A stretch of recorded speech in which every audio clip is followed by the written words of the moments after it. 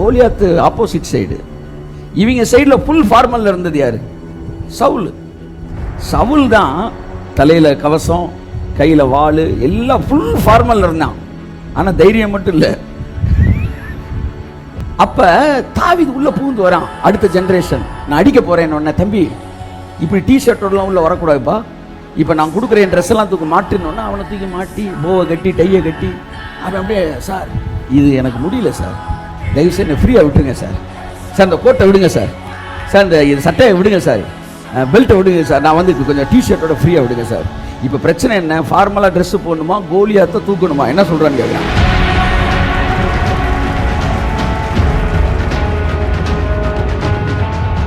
So தேவன் உடன்படிக்கை பண்ணின பிறகு என் வாழ்க்கையில் அது நடக்குமா நடக்காதா, என்னுடைய தவறுகள் அதை டேமேஜ் பண்ண முடியுமா, அதை தான் நீ பேச போகிறேன். தேவன் இந்த யூனிலேட்ரல் கவர்னன்ட் பண்ணிட்டாருன்னா அதுக்கப்புறம் உங்கள் தப்பிதங்கள் கூட அந்த உடன்படிக்கை நிறைவேறுதலை டேமேஜ் பண்ண முடியாது.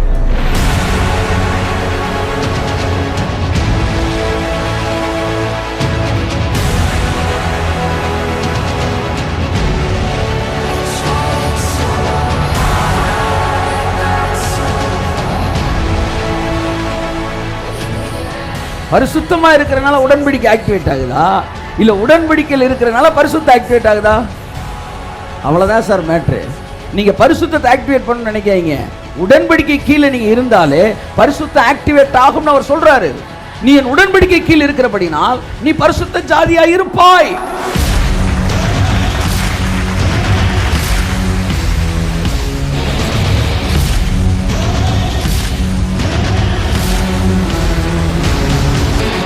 அறியாமை அடக்கிற ஸ்டைல் என்ன தெரியுமா கடவுளுக்கு?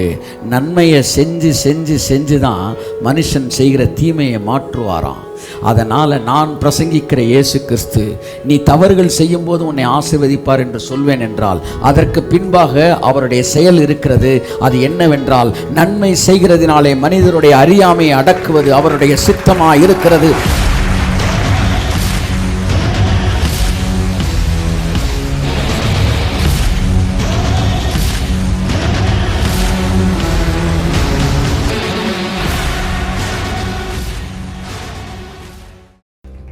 மறுபடியும் நான் இயேசு கிறிஸ்து நாமத்தில் உங்களை வாழ்த்தி வரவேற்கிறேன். தேவனாய கர்த்தர் தாமே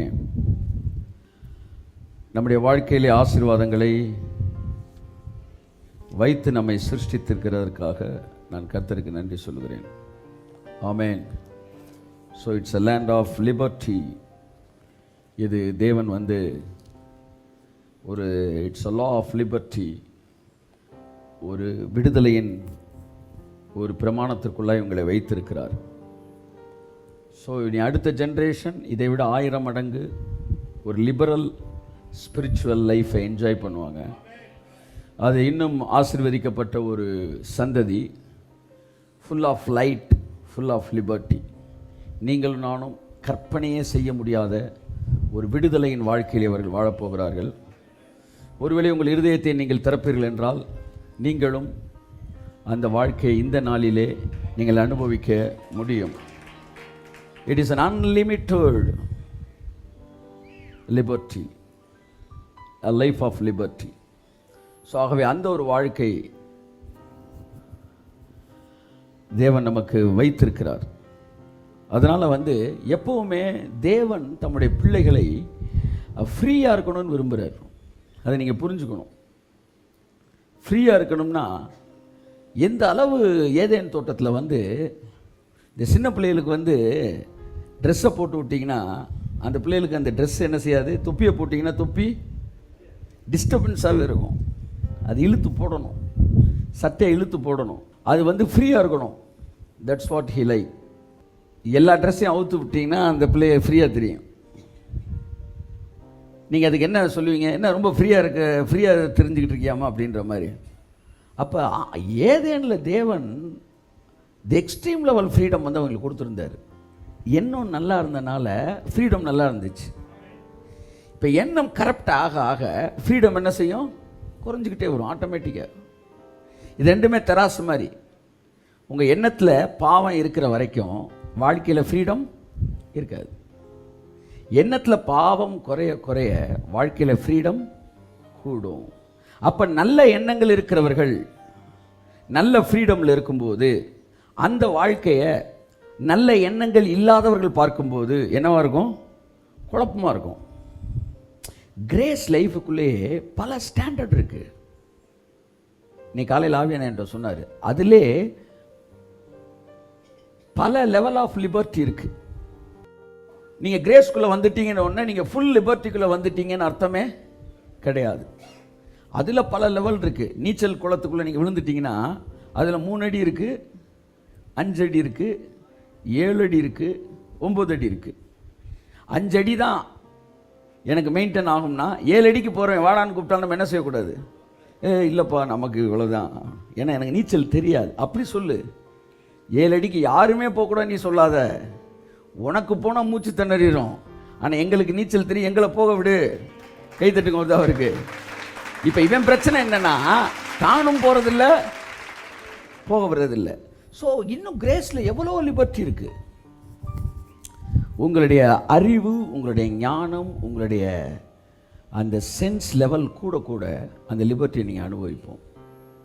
ஸோ இதில் என்ன நடந்து போச்சுன்னா, தான் ஆவியானவர் சிலருக்கு அந்த வெளிப்பாடுகளை கொடுத்து அடுத்த லெவல் லிபர்ட்டி கூட்டு போயிட்டே இருக்கும்போது வேறு லெவலில் இருக்கிற பீப்புள் அதை அவங்களால ஏற்றுக்க முடியல. ஏன்னா அவங்களுக்கு நீச்சல் தெரியல. அதனால தான் என்ன டிஷர்ட்டை போட்டு ஒரு பிரசங்கம் பண்ணுறாரு, அதை போட்டு பிரசங்கம் பண்ணுறாரு, இதை போட்டு பிரசங்கம். இவங்க எல்லாரும் சேர்ந்து தான் நீங்கள் ஒரு மிகப்பெரிய விடுதலையின் வாழ்க்கையை அனுபவிக்க விடாமல் உங்களை தடுத்துக்கிட்டே இருக்கிறாங்க. ஸோ ஈவன் இன்சைட் ஆஃப் கிரேஸுக்குள்ளவே நீங்கள் வரும்போது ஒவ்வொரு லெவல் ஆஃப் ரெவலேஷன் இருக்குது, அந்த லெவல் ஆஃப் ஃப்ரீடம் இருக்குது. கிரேஸ்குள்ளே வந்தோடனே எல்லோரும் ஒரே லெவல் கிடையாது. Different level of revelation, different level of freedom.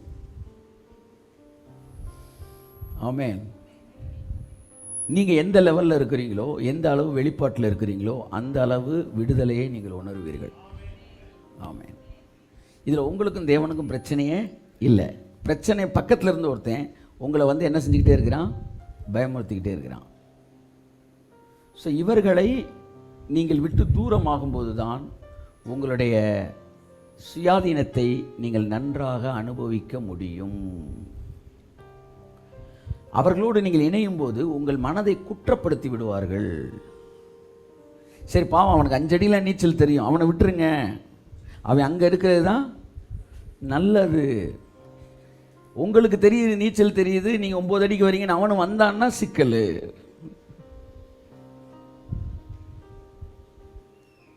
சொல்கிறது புரியுதா உங்களுக்கு?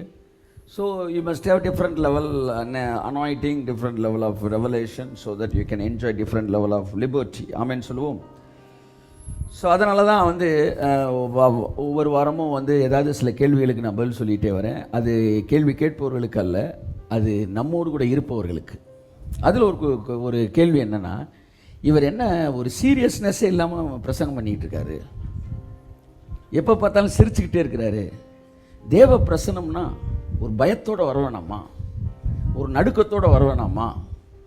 இவர் சிரிச்சுக்கிட்டே இருக்கிறாரு. அதனால் சிரிச்சுக்கிட்டே இருக்கிற இவர் வந்து ஜூனியர் பிரசங்கி தான்.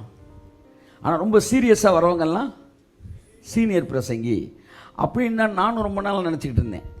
நான் சிரிச்சுக்கிட்டே இருக்கும்போது கூட, நம்ம சிரிச்சுக்கிட்டு இருக்கும்பா சீனியர் ஆகும்போது, அப்போ கர்த்தர் சொன்னார், பரீட்சைக்கு ஒருத்தன் வரான், 2 பேர் பரீட்சை எழுத வராங்க. ஒருத்தன் 2 4 3 2 6 2 4 3 2 6 4 2 8 2 10 இப்படியே சொல்லிக்கிட்டே இருக்கிறான். இன்னொருத்தர் என்னடா எப்படி இருக்க, அப்புறம் ரைட்டு அப்படின்ட்டான். 2 பேரும் பரிசு எழுத போகிறாங்க. ஒருத்தன் அசால்ட்டாக உட்காந்து ஜோக் அடிச்சுக்கிட்டு இருக்கிறான், சிரிச்சுக்கிட்டு இருக்கிறான். இன்னொருத்தன் 2 10 6 2 12 7 14 32 18 இப்படி சொல்லிட்டு ரொம்ப சீரியஸாக இருக்கிறான். 2 பேரும் பரிசு எழுதுறாங்க. 2 பேரும் 80 மார்க் எடுத்துட்டாங்க. 2 பேரும் 80 மார்க் எடுத்துட்டாங்க. இதில் நல்லா படித்தவன் யார்?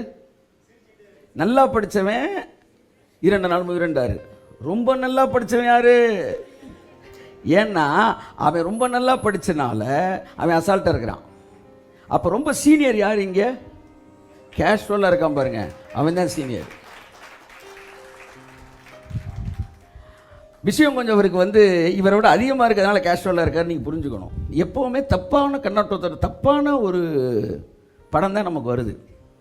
ரொம்ப சீரியஸாக வந்து பாலை போட்டு அவன் 6 அடிக்கிறதுக்கு சிரிச்சுக்கிட்டே வந்து ஸ்டெம்மை தூக்கிட்டோம்னா தட்ஸ் வெரி இம்பார்ட்டன்ட் திங். அதனால் சீரியஸ்னஸ் என்பது மெச்சூரிட்டியோட சைன் கிடையாது. அதை புரிஞ்சுக்கங்க. It's not a matter whether serious or not, the matter whether the result is plenty or not. ஆமாம். ரெண்டாவது, ஏன் சீரியஸ்னஸ் இல்லை அப்படின்னா, தெரிஞ்சுக்கணும், நீங்கள் என்ன மெசேஜ் கொடுக்க வரீங்க. You are coming for giving warning message are good news? சொல்லுங்க. குட் நியூஸை எப்படி சீரியஸாக சொல்கிறது? எல்லாம் ஜாக்கிரதையாக இருங்க. ஒரு முக்கியமான விஷயம் சொல்ல போகிறேன். யாரும் சிரிச்சிடாதீங்க. உங்கள் எல்லாருக்கும் உங்கள் அக்கௌண்ட்டில் நான் 2 லட்ச ரூபா போட்டிருக்கேன். யாரும் சிரிக்கூடாது, யாரும் சிரிக்கூடாது, விசிலடிக்கூடாது, கை தட்டக்கூடாது. என்ன சார் அது? வார்னிங் மெசேஜை நீங்கள் என்ன செய்யலாம்? சீரியஸாக கொடுக்கலாம். ஆனால் ஏசுனார் கொடுத்தது குட் நியூஸ். ஆமாம், உங்கள் எல்லா கடனையும் அடைச்சிட்டாங்க, கையை தட்டு, அப்படி தானே சொல்ல முடியும். ஸோ என்ன மெசேஜ் கொடுக்குறோம் அது தெரில. ஸோ இவங்க சீரியஸ்னஸ்ன்னு சொல்லும்போது மெச்சூரிட்டின்னு சொன்னாங்க, அதுவும் அடி ஆயிடுச்சு. சீரியஸாக கொடுக்குற விட கேஷுவலாக இருக்கவர் தான். சில வாத்தியார் நீங்கள் கேட்ட கேள்விக்கு ஒரு நிமிஷம் உட்கார சொல்லிட்டு புக்கை புரட்டுவாங்க. புரட்டிட்டு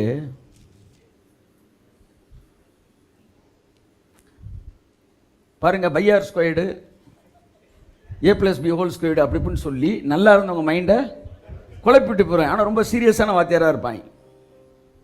ஆனால் சில வாத்தியார் ரொம்ப கேஷுவலாக இருப்பாங்க. நான் ஒரு கேள்வி கேட்டேன், சார் பூமி உருண்டையாக இருக்குது, அப்போ ஓரத்தில் இருக்கணும் வலிக்கு வந்துட மாட்டானா அப்படின்னு கேட்டப்ப அந்த வாத்தியார் ரொம்ப கேஷுவலாக ஹேண்டில் பண்ணார். ஆமாம், வலிக்கு விழுந்துடும், இப்போ நீ ஓரத்தில் இருக்கு, எங்கள் வலிக்கு விழு அப்படின்னாரு. சிரிச்சுக்கிட்டே சொன்னார், ஓரத்தில் தான் பாருங்க, வலிக்கு விழு. முடியல, அப்படி தான் முடியாதுன்னாரு. அது ரொம்ப கேஷுவலாக பேசினார், என்ன புரிய வச்சுட்டாரு. சீரியஸாக இருந்து குழப்புறத விட கேஷுவலாக இருந்து புரிய வைக்கணும். அதனால் பழைய கான்செப்ட்லாம் இங்கே உடஞ்சிரும். இப்போ தேவன் பிள்ளைகளை மாற்றிக்கிட்டு இருக்கிறாரு, பிள்ளைகளை அடுத்த லெவலுக்கு கொண்டு வந்துக்கிட்டு இருக்கிறாரு, கர்த்தர்களை ஆசீர்வதிச்சுக்கிட்டு இருக்கிறாரு. ஸோ பவுலரும் சரி பாக்ஸரும் சரி சிரிச்சுக்கிட்டு இருந்தானா அவன் கொஞ்சம் எக்ஸ்ட்ரா கொஞ்சம் விவரமான ஆள்னு அர்த்தம்.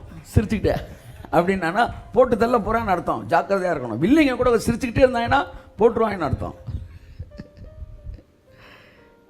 ஸோ கேஷுவல் ப்ரீச்சர்ஸ் அவங்க நெக்ஸ்ட் லெவல் ப்ரீச்சர்ஸ். ரெண்டாவது மெசேஜ் குட் நியூஸ். அதனால் இங்கே நீங்கள் சீரியஸாக பேச வேண்டிய விஷயம் கிடையாது. இருக்கலாம், ஏதாச்சும் ஒரு முக்கியமான டைமில் தேவன் சில விஷயங்களை இம்பார்ட்டன்ட் நியூஸை சொல்கிறதுக்கு கொஞ்சம் ரெஸ்பான்சிபிலிட்டியை ஃபீல் பண்ணி வேறு மாதிரி பேசலாமே ஒழிய அங்கேயும் ரொம்ப சீரியஸாக மெசேஜ் கொடுக்கணும், எல்லோரும் ஐசிக்கு தான் கொடுப்போம். அதனால் அந்த பழைய பாரம்பரியத்தை விட்டு தள்ளுங்க. நீங்கள் என்னை மாற்றணும்னு நினைக்காதீங்க, நான் மாறினா அப்புறம் தேவன் இன்னொரு ஜஸ்டினை தேடணும்.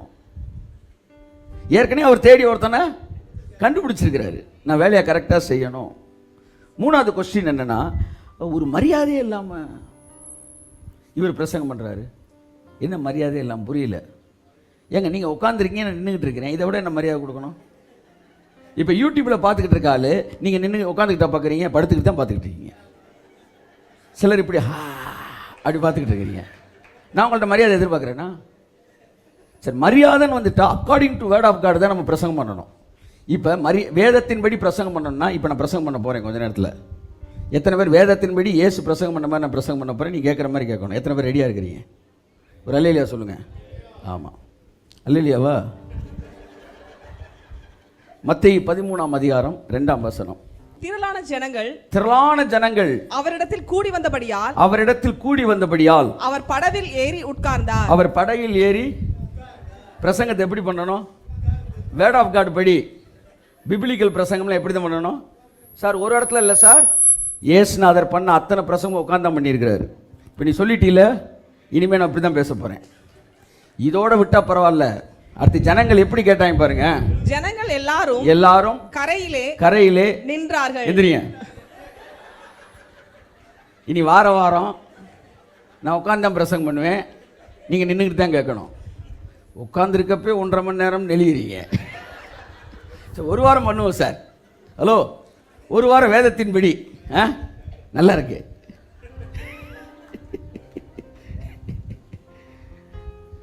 இயேசு உட்கார்ந்து பிரசங்கம் பண்ணினார். ஜனங்கள் நின்றுகிட்டே கேட்டார்கள். மதுரைக்குள்ளே நடக்கிற எந்த சர்ச்சும் வேதத்தின்படி பிரசங்கம் பண்ணலை. ஆமாம், இப்போ நான் ஒருத்தன் தான் பேசிக்கிட்டு இருக்கிறேன். வேதத்தின்படி ஆமேன்னு சொல்லுவோம். பைபிளுக்கு, அதாவது நூலை பிடிச்சா அது யாருக்கு தான் டேஞ்சரு? ஸோ ஓகே, ஸோ சீரியஸ்னஸ்ஸு தவறு. நான் என்ன சொல்கிறேன்னா, இது எல்லாம் நம்ம கூட இருக்கிறவங்களுக்கு முதல் தெரியணும். ஸோ என்ன, வாட் கைண்ட் ஆஃப் மெசேஜ், என்ன மெசேஜ் நம்ம கொடுக்குறோம், என்ன மெசேஜ் கொடுக்குறோம்? Good news. இதில் நீங்கள் எப்படி சீரியஸாக நீங்கள் ஒரு மெசேஜை கொடுக்க முடியும்? அடுத்து, ஆமாம், அவர் டிஷர்ட் போட்டு வர்றாரு. சார் இதுக்கெல்லாம் எதுக்கு சார் பதில்? இதுக்கு அவங்களுக்கு நான் பதிலே சொல்ல, உங்களுக்கு நல்லா தெரியணும், தெரிஞ்சுக்காங்க. நீங்கள் எல்லாம் already renewed mind, you don't need என்னது ஆன்சர். ஆனால் புதிதாக வருகிற அநேகருக்கு அது தெரியணும், நல்லது. இதுக்கெல்லாம் வந்து கிளாரிட்டியோடு ஒன்று செய்யணும். ஒன்று யதார்த்தமாக செய்யலை, ஒன்று ஒரு தெளிவோடு தான் செஞ்சுக்கிட்டு இருக்கிறோம். அதை நீங்கள் தெரிஞ்சுக்கணும். ஸோ என்னுடைய கொஸ்டின் என்னென்னா, கோலியாத்தை அடிக்க போகும்போது அந்த இடத்துல ஃபுல் ஃபார்மலில் இருந்தது யார்? Goliath opposite side. இவங்க சைடில் ஃபுல் ஃபார்மலில் இருந்தது யார்? சவுல். சவுல் தான் நெற்றியில் வந்து இது தலையில் கவசம், கையில் வாள், எல்லாம் ஃபுல் ஃபார்மலில் இருந்தான். ஆனால் தைரியம் மட்டும் இல்லை. அப்போ தாவீது உள்ளே பூந்து வரான். அடுத்த ஜென்ரேஷன், நான் அடிக்க போகிறேன்னு ஒன்று, தம்பி இப்படி டிஷர்ட்டோடலாம் உள்ளே வரக்கூடாதுப்பா, இப்போ நான் கொடுக்குறேன் ட்ரெஸ் எல்லாம் தூக்கி மாட்டினோன்னா அவனை தூக்கி மாட்டி போவை கட்டி டையை கட்டி அவன் அப்படியே, சார் இது எனக்கு முடியல சார், தயவுசெய்து என்னை ஃப்ரீயாக விட்டுருங்க சார், சார் இந்த கோட்டை விடுங்க சார், சார் இந்த இது சட்டையை விடுங்க சார், பெல்ட்டை விடுங்க சார், நான் வந்து கொஞ்சம் டிஷர்ட்டோட ஃப்ரீயாக விடுங்க சார். இப்போ பிரச்சனை என்ன, ஃபார்மலாக ட்ரெஸ்ஸு போடணுமா, கோலியாத்தை தூக்கணுமா, என்ன சொல்கிறான்னு கேட்குறான். கோலியாத்தை தூக்கணும், அவ்வளோதான். அப்போ விட்டுரு, ஏன் ஃப்ரீயாக விடு.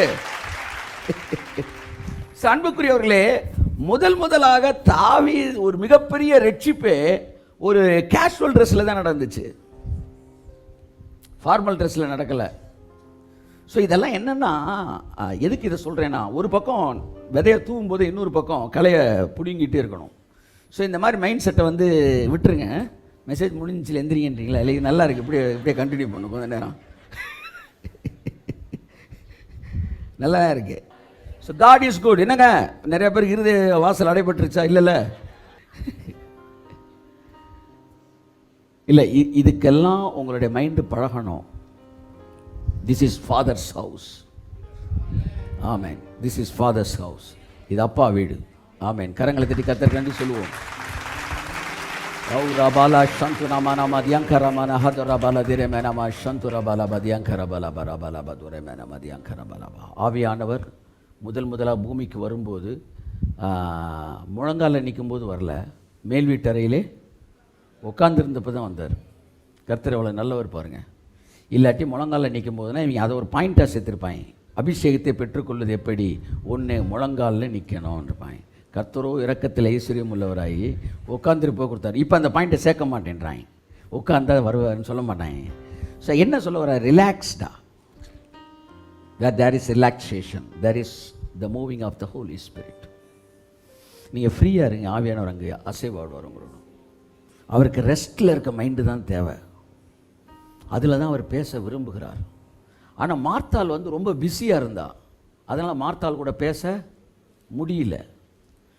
ஏன்னா மார்த்தாள்கிட்ட பேசினா மார்த்தாள் வந்து கடுகு போட்டின டப்பாவையும் மிளகு டப்பாவையும் தேடிக்கிட்டு இருக்கா. ஆனால் மரியாளோ அவர் பாதத்தில் அமர்ந்தாள். நல்லா சில நேரம் சட்டப்படம் நல்லா இருக்குன்னு யோசிப்பேன், டிஷர்ட் போடு. அவன் மைண்டில் இருக்கிறத என்ன செய்யணும், உடைக்கணும். உடைக்கணும். அப்படி செய்வாரா தேவன்? செய்வார், பர்பஸாக செய்வார். ஒரு தடவை பாருங்க, ஒரு கண்ணு தெரியாத ஒருத்தனை வந்து எச்சு துப்பி மண்ணை குழச்சி கண்ணில் பூசி போய் கழுவுனார். எத்தனை பேரை சுகமாகு அப்படின்னா சுகமாயிருக்காங்க, தொட்டவுன்னு சுகமாயிருக்கிறாங்க. இங்கே என்ன செய்கிறாரு, எச்ச துப்புறாரு, மண்ணை குலைக்கிறாரு. இதெல்லாம் ஏன் தெரியுமா செய்கிறாரு, ஓய்வு நாளில் இதெல்லாம் செய்யக்கூடாது. நீ செய்யக்கூடாதுன்னு சொன்னீல, நான் செய்வேன். ஏன்னா ஓய்வு நாளை விட பெரியவர் நான் ஏற்றுக்கிட்டு தான் ஆகணும். ஒரு ரிலீஜியஸ் மைண்டோட ஆவியானவருடைய அசைவாடுதல் தான் முக்கியம், நீ ஏற்றுக்கிட்டு தான் ஆகணும். ஆமென். ஸோ தேவன் சில இடங்களை நம்ம மனசில் உடைக்கிறதுக்கு பர்பஸாக அதை செஞ்சாராம். அதுதான் அடுத்த வசனத்தில் சொல்கிறாங்க, இவர் ஓய்வு நாளில் செய்யக்கூடாத செஞ்சிட்டாரு, மண்ணை குலைச்சாரு. சொல்கிறாங்க, அவன் காலில் முள் குத்திடுச்சுன்னா கூட ஓய்வு நாளில் முள் எடுக்க மாட்டாங்களா சார், இப்படியே இருப்பாங்களாம்.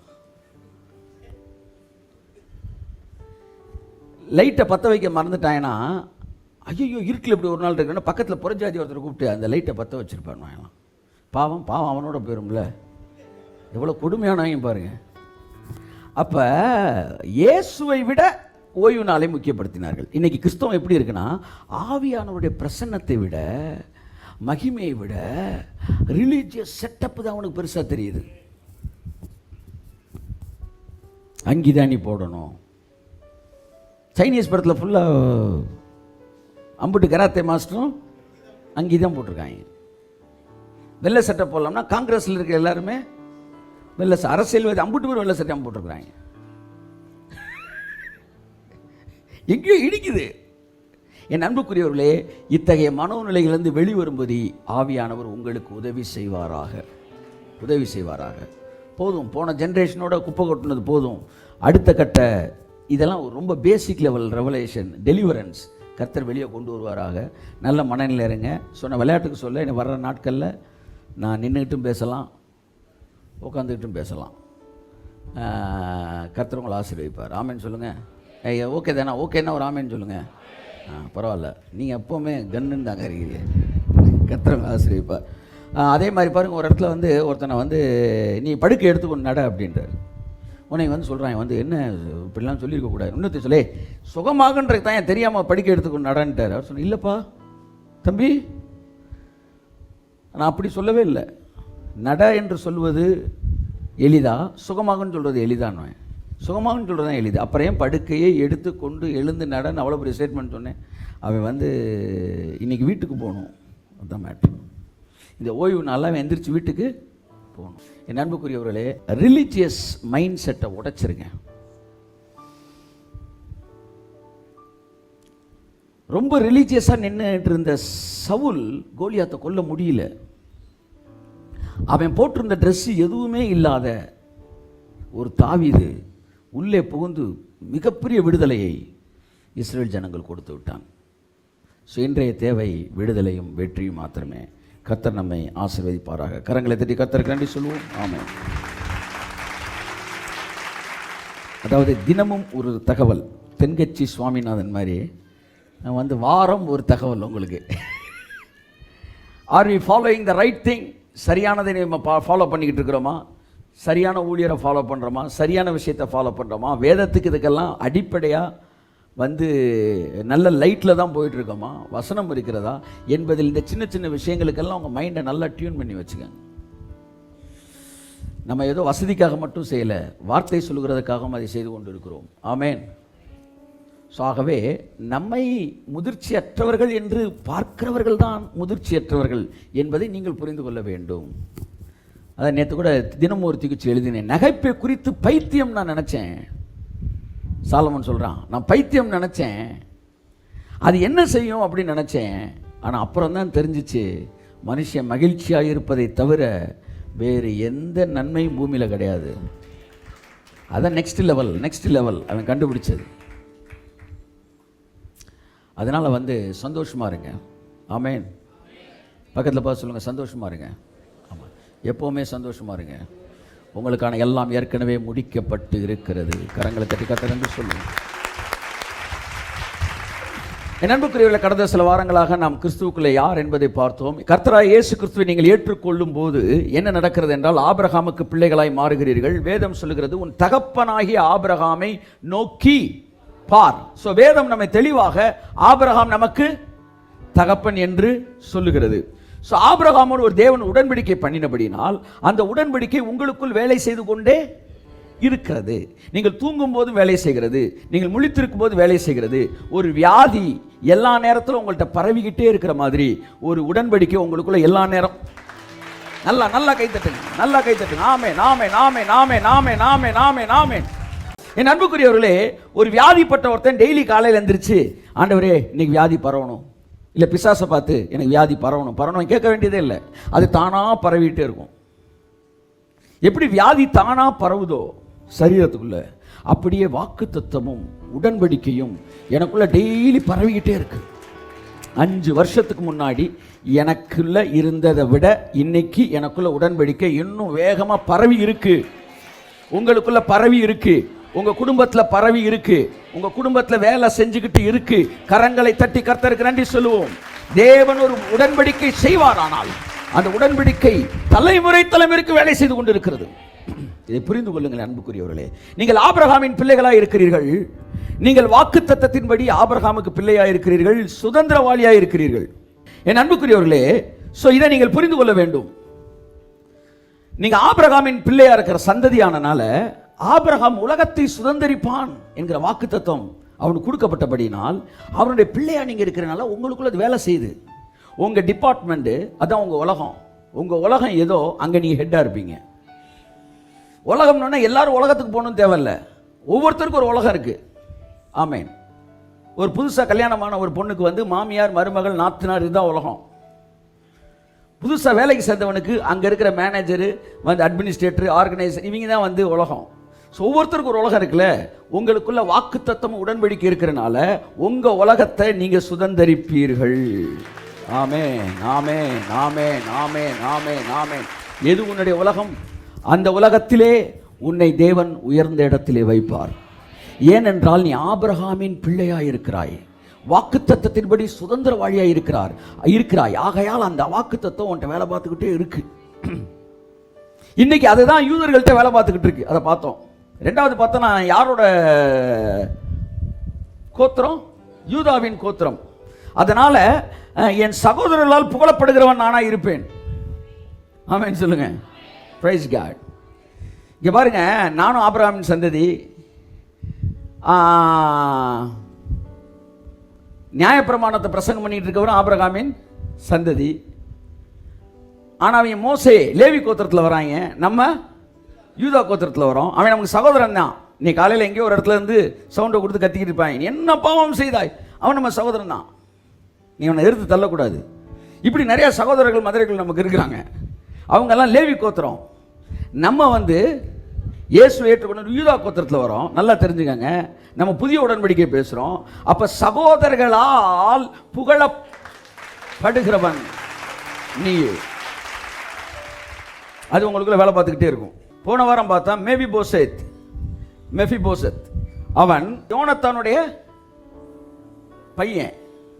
ஆனால் யோனத்தானோட பண்ணின உடன்படிக்கைக்கு தாவீது கடைசி வரைக்கும் உண்மையுள்ளவனாகவே இருந்தான். ஒரு மனிதன் உண்மையுள்ளவனாக இருந்தான் என்றால் தேவன் எவ்வளவு உண்மையுள்ளவராக இருப்பார். ஆமென், ஆமென், ஆமென். சின்ன வயசில் எங்கள் அப்பாட்ட நான் ஒரு சைக்கிள் வாங்கி தரணும்னு கேட்டப்போ அந்த டைமில் அவர் வாங்கி கொடுக்கல. ரொம்ப நாள் நான் அந்த கோவத்தில் இருந்தேன். அப்புறம் எனக்கு ரொம்ப நாளாக நீங்கள் நினைக்கிற மாதிரி 1 மாதம் 2 மாதம் இல்லை, ஒரு 25 வருஷம் கோவமாக இருந்தேன். ஒரு 20 வருஷம் கழித்து அதை மறந்துட்டேன். கார் வந்ததுக்கப்புறம் நிறைவான குறைவான போயிடுச்சு. 20 வருஷத்தில் நான் மறந்துட்டேன். அதுக்கப்புறம் ஒரு 8 வருஷம் ஆச்சு, 28 வருஷம் 30 வருஷம் ஆச்சு. ஆனாலும் எங்கள் அப்பா அதை மறக்கலை. நேற்று வரைக்கும் பேசிகிட்டு இருக்காங்க. ஒரு சைக்கிள் கேட்டேன், வாங்கி தரல. சைக்கிள் கேட்டேன், வாங்கி தரேன். இதை கேட்டப்போ நான் சொன்னேன், அது விடுங்க, அதெல்லாம் பெருசாக இருக்குது. இல்லை, நான் அந்த டைம் உனக்கு வாங்கி கொடுத்து ரொம்ப நாள் ரொம்ப நீ அழுது கேட்டேன், வாங்கி தரல. எப்போ ஒரு 10 படிக்கும்போது. இப்போ நேற்று போய் சைக்கிள் வேறு வாங்கிட்டு வந்தேன். இப்போ உடம்பு குறைக்க வாங்கிட்டு இருக்கோம். அப்போ நான் யோசித்தேன், உங்களுடைய மாம்சத்துக்குரிய தகப்பன் நீங்கள் ஒன்று கேட்டு அவர் கொடுக்கலன்னா 35 வருஷம் 30 வருஷம் மனசில் அதை வச்சுக்கிட்டே கஷ்டப்படுறாருன்னா, உங்கள் பரலோக பிதாட்ட நீங்கள் ஒன்று கேட்டு அவர் எப்படி சார் உங்களுக்கு ஒன்று சொல்லிட்டு அதை செய்யலைன்னா, அவர் எவ்வளவு உண்மையுள்ளவர். அவர் அசால்ட்டா அவன் கிடக்கிறான் அப்படின்னு நினைப்பாரா? ஐயோ, என் பையனுக்கு ஒன்று சொன்னேன், என் பையன் கையை தட்டுங்க சார், நல்லா தட்டுங்க சார்.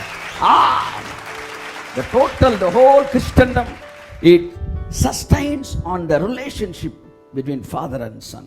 காலையில் தான் பார்த்தோம் ஃபர்ஸ்ட் சர்வீஸில். ஃபாதர் அந்த வேர்டில் தான் கிறிஸ்டியானிட்டியோடைய டோட்டல் அந்த பல்ஸ் ரேட்டே, அந்த பல்ஸே அதில் தான் நிற்கிது, லைஃபே அதில் தான் நிற்கிது, ஹார்ட் பீட்டே அதில் தான் நிற்கிது. அதை உணர்ந்துட்டிங்கன்னா எல்லாமே நீங்கள் புரிஞ்சுக்க முடியும். தேவன் உண்மையுள்ளவர். ஸோ போன வாரம் பார்த்தோம், அந்த வாக்குத்தத்தத்துக்கு எப்படியெல்லாம் நம்ம உடன்படிக்கையாக இருக்கிறோம் என்பதை இன்னைக்கு பார்க்குறோம். தேவன் இன்னைக்கு தான் சொல்ல, இன்னைக்கு ஒரு புது விஷயத்தை சொல்ல வருவேன். தேவன் உடன்படிக்கை பண்ணிட்டார்னா அந்த உடன்படிக்கையை காத்துக்கொள்வதில் மிகப்பெரிய உண்மையுள்ள தேவனாக இருக்கிறாராம். அவர் மிகுந்த உண்மையுள்ளவராக இருக்கிறார். எத்தனை தலைமுறைக்கா? 1000 தலைமுறைக்கு உடன்படிக்கையும் உண்மையையும் காக்கிற தேவன் நம்முடைய தேவன். ஆபிரகாமுக்கு உடன்படிக்கை பண்ணின தேவன், அவருடைய பிள்ளையாய் நான் இருக்கிறேன்.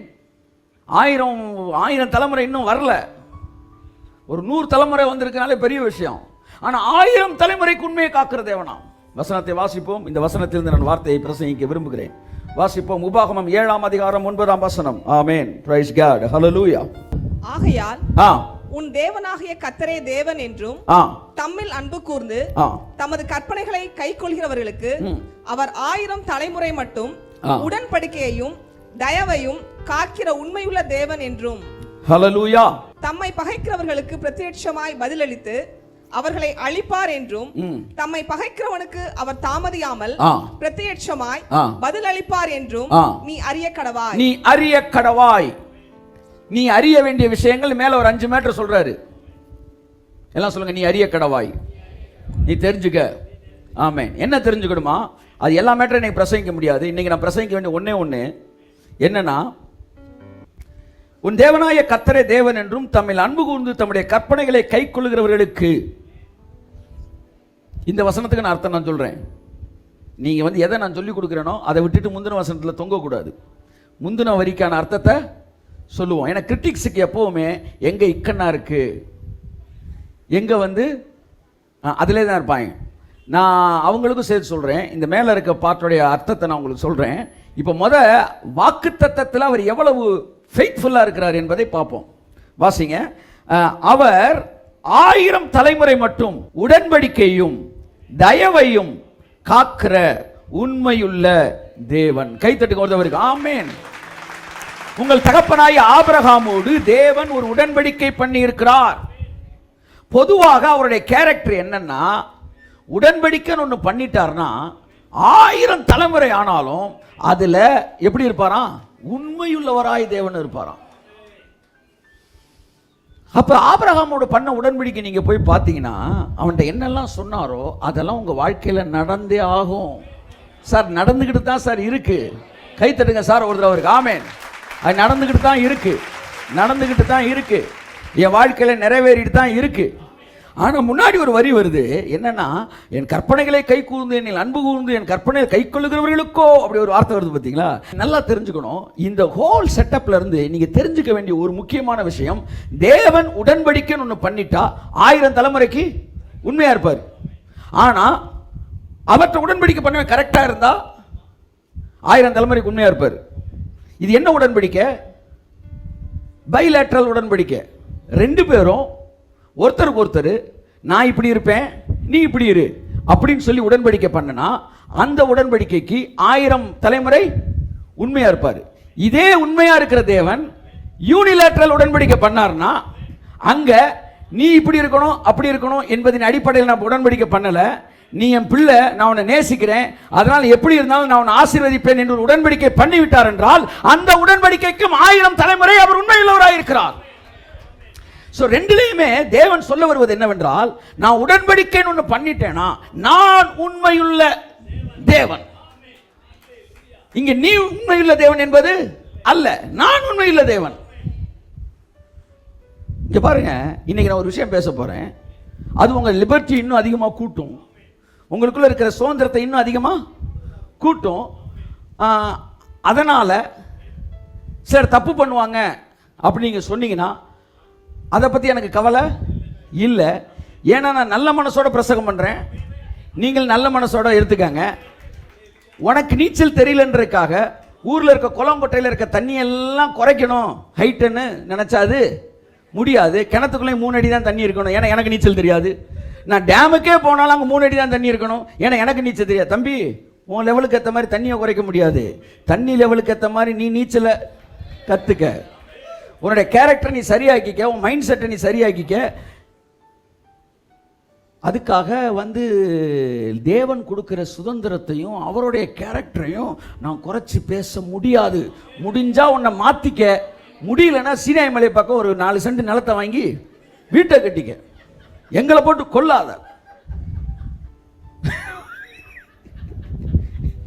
ஓட்ட பந்தயத்துக்கு வந்துட்டு இலைக்குதுன்னா ஏன்பா இது கிருபைக்குள்ள வந்திருக்கிற, தேவனோடு இணைக்கப்பட்டிருக்கிற, உன் மைண்டு டே பை டே மறுரூபம் ஆகிட்டு இருக்கு. மறுரூபம் ஆக ஆக விடுதலையும் வந்து சுதந்திரம் என்ன செஞ்சுக்கிட்டே இருக்கும், கூடிக்கிட்டு தான் போகும். இங்க அவர் சொல்றாரு 1000 தலைமுறைக்கு நான் உடன்படிக்கையை காக்கிற தேவன். நான் இன்னைக்கு என்ன சொல்ல வரேன்னா, உங்களுடைய மிஸ்டேக்ஸ், உங்களுடைய தவறு கூட தேவனுடைய உடன்படிக்கையை மாற்ற முடியாது. அதான் இன்னைக்கு நான் பேச வரேன். கையை தருங்க நல்லா. ஆமென். Even your mistakes cannot damage God's covenant. நல்லா தட்டுங்க. ஆமென், ஆமென். Even my mistakes cannot damage God's covenant. ஆமா, நீச்சல் தெரிஞ்ச மட்டும் உள்ளவா, இல்லாட்டி ஓரமா உட்காந்து வேடிக்கை பாரு, குதிக்கிறவனையும் போட்டு பயமுறுத்திக்கிட்டு தெரியாது. இப்போ நான் வந்து வேதத்தில் ஆதாரபூர்வமாக இதை நான் பேச போறேன். தேவன் உங்க கூட இங்க பாருங்க, இந்த பைபிள் ஃபுல்லாவே this is the book of covenant. இது வந்து கவனன்ட்டின் புத்தகம், இது கட்டளைகளின் புத்தகம் அல்ல. இது வந்து கவனன்ட்டோட புத்தகம், இது வந்து உடன்படிக்கையின் புத்தகம். பழைய ஏற்பாடு பழைய உடன்படிக்கை, புதிய ஏற்பாடு புதிய உடன்படிக்கை. 2 உடன்படிக்கை இந்த பைபிள்ல இருக்கு. ஒன்னு பழைய உடன்படிக்கை, ஒன்னு புதிய உடன்படிக்கை. பழைய உடன்படிக்கை நீ ஒழுங்கா இருந்தா நான் ஒழுங்கா இருப்பேன் அப்படின்னு ஒரு உடன்படிக்கை வச்சார். இது பைலேட்டரல் கவனன்ட், 2 பேர் சேர்ந்து பண்றது. அதில் அவர்கள் தவறினார்கள். சரி, அடுத்து நான் இன்னொரு உடன்படிக்கை பண்றேன், இது யூனிலேட்டரல் கவனன்ட். இது நான் நீ எப்படி இருந்தாலும் நான் ஒரு தகப்பனாக இருந்து உனக்கு செய்ய வேண்டும்.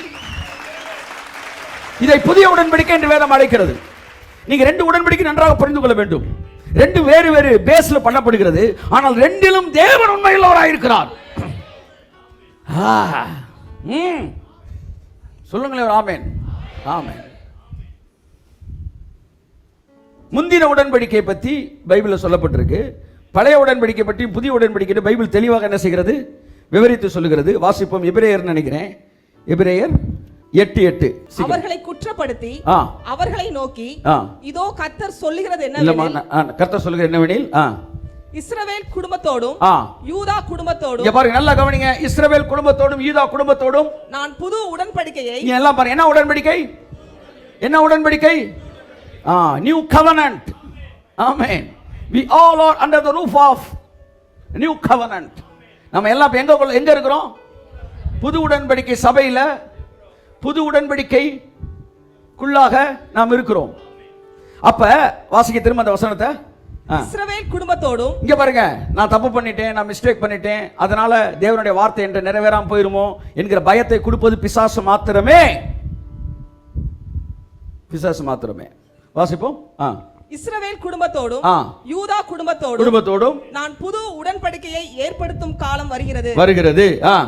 அவர்களுடைய பிதாக்களை எகிப்து தேசத்திலிருந்து கொண்டு வரும்படிக்கு நான் அவர்களுடைய கையை பிடித்த நாளிலே அவர்களோடு பண்ணின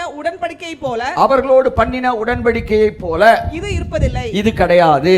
அப்படின்னா என்ன அர்த்தம்? அந்த உடன்படிக்கையோட பேஸ் வேற, இந்த உடன்படிக்கை பேஸ் அப்படியே கையை தட்டிட்டு அமைதியா எந்திரிச்சு போறவங்க டீயை சாப்பிட்டு வீட்டுக்கு போயிருங்க. 2ஐயும் குழப்பாதீங்க. அந்த உடன்படிக்கை பேஸ் வேற, இந்த உடன்படிக்கை பேஸ் வேற. அந்த உடன்படிக்கையில் அவர்கள் உண்மையாக இருக்கவில்லை, அதனால என்னால் உண்மையாக இருக்க முடியல. ஏன்னா அவன் போட்ட கவனன்ட் எப்படின்னா பைலேட்டரல் கவனன்ட். நீங்க உண்மையா இருந்தா நானும் உண்மையா இருப்பேன், நான் உண்மையா இருந்தா நீங்க அப்படி ஒரு கவனன்ட் போட்டனால நான் அவனை நேசிக்கணும்னாலும் பாண்ட் என்ன செய்யுது, இடிக்குது. எழுதுன வந்து பத்திரம் இடிக்குது. இவன் உண்மையா இருந்தா தான் நீங்க உண்மையா இருக்கணும், அப்படித்தானே எழுதிருக்கீங்க. அவன் உண்மை இல்லாம நீங்க எப்படி உண்மையா இருக்கலாம்? அப்படி அவரே கேள்வி கேட்குது. அதனால இவருக்கு இந்த இந்த பைலாவே என்ன செய்யல, பிடிக்கல. இந்த டாக்குமெண்ட் எழுதுனதே பிடிக்கல. அவர் எப்படி டாக்குமெண்ட் போட விரும்புறாருன்னா, என் பிள்ளைக்கு அவன் என் பிள்ளைடா, நான் அவனை ஆசீர்வதிப்பேன், அவன் நல்லா இருக்கணும், அவனை மாத்திர வேலையை நான் பார்த்துக்கிறேன், அவன் மாற வேண்டும், மாத்திரதையும் நான் பார்த்துக்கிறேன், அப்படி வராரு. ஸோ இதுதான் அவர் போடுற கவனன்ட். இது ஓல்டு கவனன்ட், சீனாய் மலையில் நடந்தது. 2வது நியூ கவனன்ட் எங்க நடந்துச்சு? கல்வாரி மலையில் நடந்துச்சு. நன்றாக கவனியுங்கள். இந்த கவனன்ட்ல அவர்கள் உண்மையா இருக்கவில்லை. அடுத்து வாசிங்க. அந்த உடன்படிக்கையிலே அவர்கள் நிலை நிற்கவில்லை. நானும் அவர்களை புறக்கணித்தேன் என்று கர்த்தர் சொல்கிறார். சார், நீங்க பழைய ஏற்பாட்டில் அவர் அடிச்சது, மிதிச்சது, எத்துனது இதெல்லாம் பார்த்து பயப்படாதீங்க. எதுக்கு பயப்படுறீங்க? ஏன்னா அவங்க எழுதுற பாண்டு சீட்டே அப்படித்தான். மோசே எழுதி கொடுத்தான். சார் நான் தப்பு பண்ணிட்டேன், என்ன மிதிச்சிருக்கேன் அப்படின்னு எழுதுறான். அவர் வேணாம் பண்றாரு. இல்ல சார், என்ன மிதிக்க சார் அப்படின்னு எழுதுறான். இப்ப வேற வழி இல்லை. அவன் எழுதி கொடுத்ததுனால அப்படி நடந்துச்சு. நீங்கள் நானும் இருக்கிற பத்திரத்தின் அடிப்படையே அவர்கள் உண்மையா இருக்கவில்லை. ஆகையால் நானும் உண்மையா இருக்க முடியல. அடுத்து அந்த நாட்களுக்கு பின்பு நான் இஸ்ரவேல் குடும்பத்தாரோடு பண்ணும் உடன்படிக்கையாவது, அதுக்கப்புறம் பண்ற உடன்படிக்கையாவது என்னுடைய பிரமாணங்களை அவர்களுடைய மனதிலே வைத்து, அவர்களுடைய மனதில் வைத்து அவர்களுடைய இருதயங்களில் அவைகளை எழுதுவேன். நான் அவர்கள் தேவனாய் இருப்பேன். சொல்லுங்க, இருக்கலாம். சொல்லுங்க, இருக்கலாம். சில நேரம் இருப்பேன். அடுத்து அவர்கள் என் ஜனங்களாய் இருக்கலாம். சொல்லுங்க, இருக்கலாம், இல்லாம இருக்கலாம். உடன்படிக்கைக்குள்ள வந்துட்டாலே அவன் என் ஜனமாத்தான் இருப்பான்.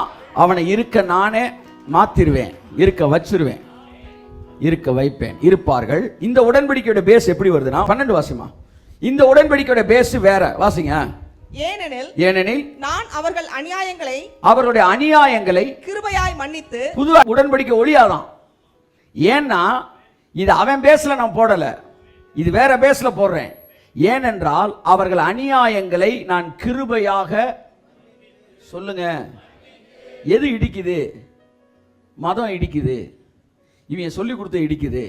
கடவுளா பார்க்கறது இடிக்குது. கடவுளை அப்பாவா பாருங்க, இடிக்காது. கடவுள் உங்களுக்கு அப்பா இல்லைங்க, உங்க அப்பாவே தான் இப்ப கடவுளா இருக்காரு. ஆமே. அவர்கள் வாசிமா அந்த வசனத்தை.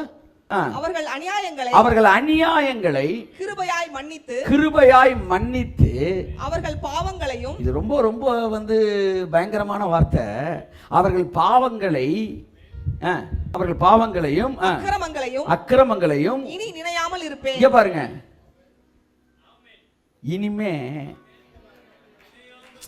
இதுவரை இல்ல, இனிமே நான் அவன் பாவத்தையே, அவன் அக்கிரமத்தையே இனிமே எதிர்காலமா கடந்த காலமா? எதிர்காலத்துல நினைக்க மாட்டேன்னு கடந்த காலத்துல சொல்லிட்டாரு. இனிமே நினைக்க மாட்டேன்.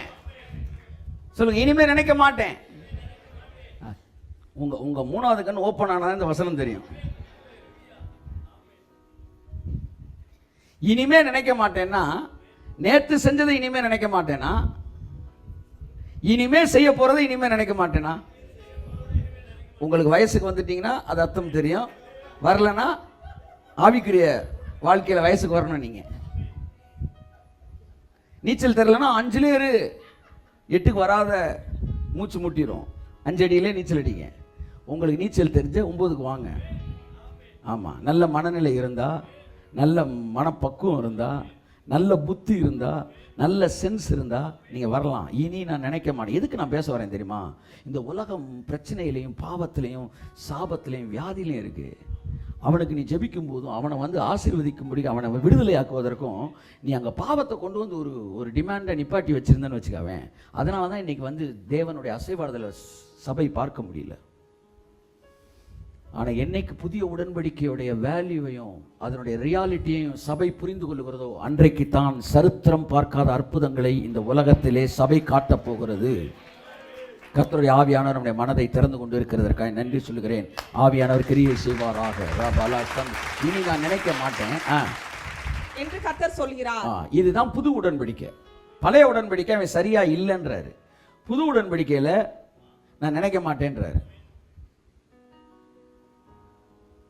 ரெண்டுலையுமே தேவன் மாறாதவராக இருக்காரு.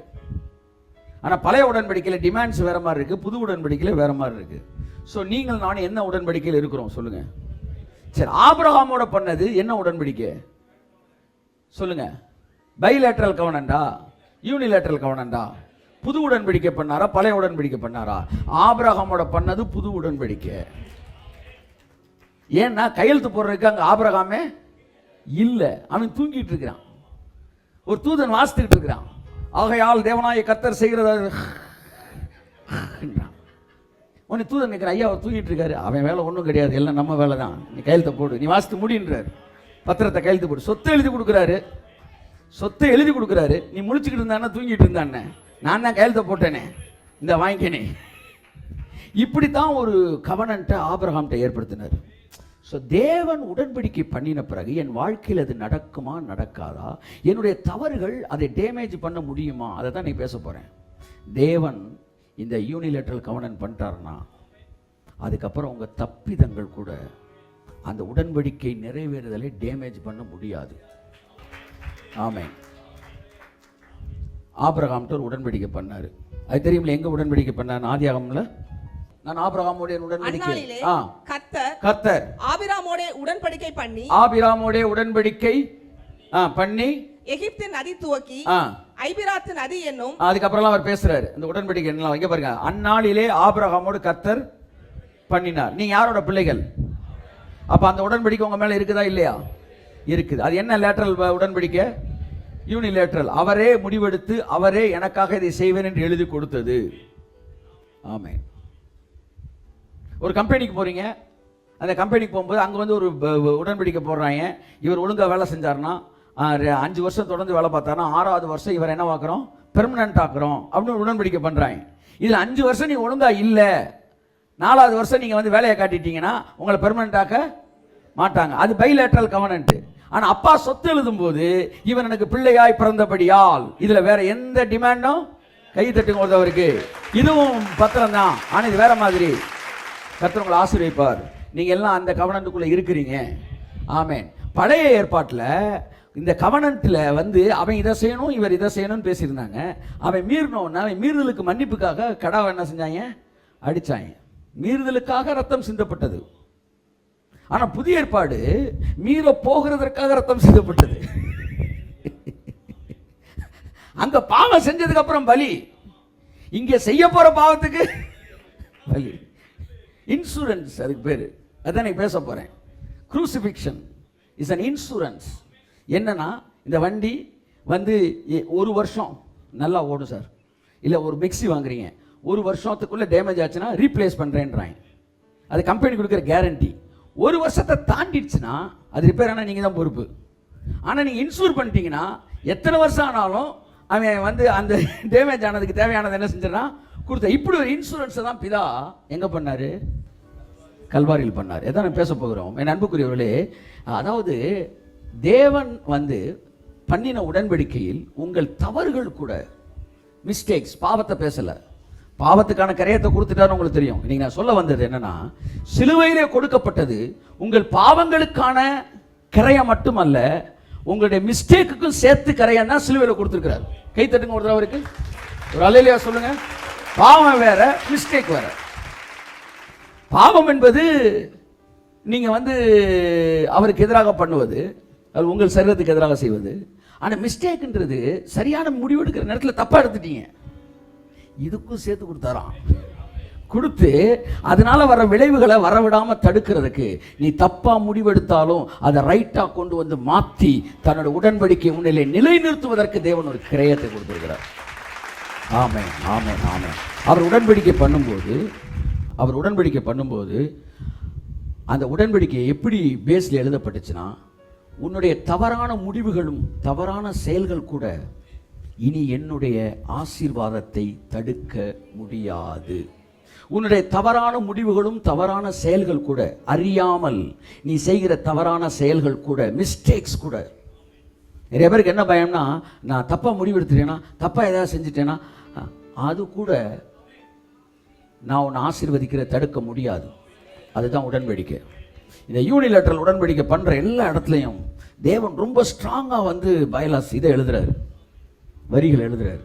முதல்ல வாசிப்போம். நோவாவோடு உடன்படிக்கை பண்ணார். அப்போ பண்ணும்போது ரொம்ப ஓப்பனாக பேசுகிறார். இன்னைக்கு கிருபை பிரசங்கிலாம் கிட்டக்கே வர முடியாத அளவு பேசுகிறார். இப்படிலாம் அவன் இருந்தாலும் அவன் ஆசீர்வதி பண்ணுறாங்க. இருக்கீங்களா? ஆமென்.